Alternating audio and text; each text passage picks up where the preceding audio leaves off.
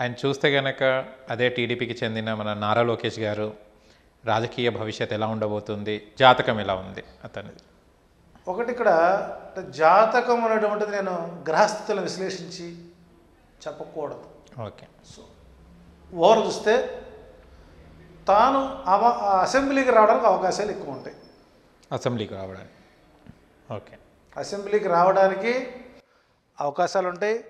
TDLP లీడర్గా promotion వచ్చే అవకాశం ఉంది. తాను ఎక్కడ పోటీ చేసినా గెలుపుకు మాత్రం అవకాశాలు ఉంటాయి. మరి ఆ అవకాశం ఉన్నప్పుడు ఆ అవకాశాన్ని సద్వినియోగం చేసేటువంటి యోగ్యత విధానం ఎవరికి ఉండాలి? తనకు ఉండాలి. సో తాను వెళ్ళేటువంటి పోకడ, తను వెంటాడుతున్నటువంటి ఎర్రి బుక్కు యొక్క అంశాలు, సిఐడి కేసులు, మరి ఇవన్నీ తట్టుకుని పోవాలి, సమాధానం చెప్పుకోవాలి కదా. సో కాబట్టి ఎప్పుడైతే అంటే ఒక రకంగా చెప్పాలన్నా నేను నారా లోకేష్ని గౌరవిస్తానండి. ఎందుకంటే ఆయన పాపం నా సొంత స్వయం శక్తితోనే నా పార్టీని కాపాడుకోవాలి అనేటువంటి ఒక దృఢ నిశ్చయం ఉన్నటువంటి వ్యక్తి. ఆయనకి ఒక ఫోబియా ఉందండి. ఏం ఫోబియాస్? పబ్లిక్ని చూస్తే మాట్లాడలేకపోవడం. ఎందుకంటే ఫస్ట్ నుంచి ఆయన విదేశాల్లో చదువుకున్న వ్యక్తి.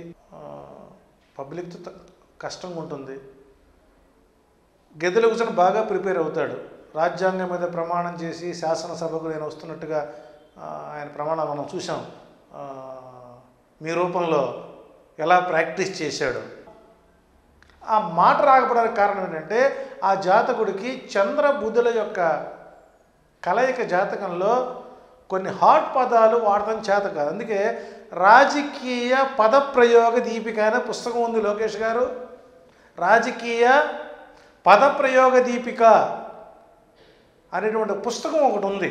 అంటే ప్రతి రాజకీయ నాయకుడు ఆ పుస్తకంలో ఉన్న పదాలను వాడతారు. అది సింపుల్ వాళ్ళలో ఉంటుంది.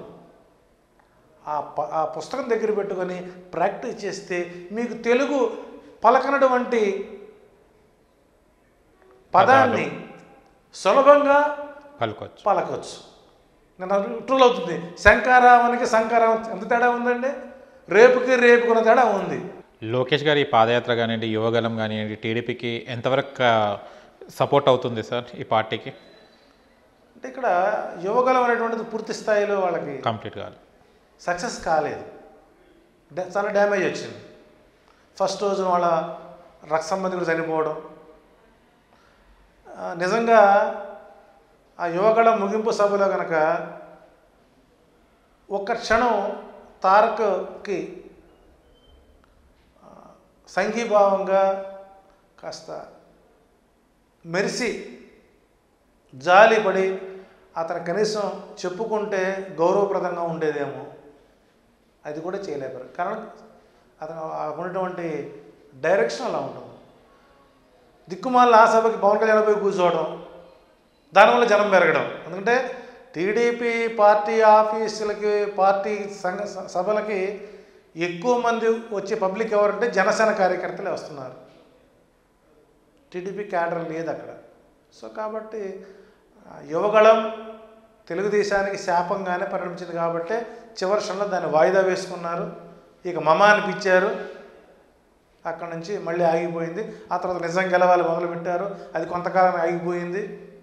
ఓదార్పు యాత్రపై వారిని ఓదార్చే యాత్రగా మార్చుకున్నారు. సో వ్యూహం అనేటువంటిది వాళ్ళకి సరైనటువంటి మార్గంలో లేదు అని చెప్పచ్చు.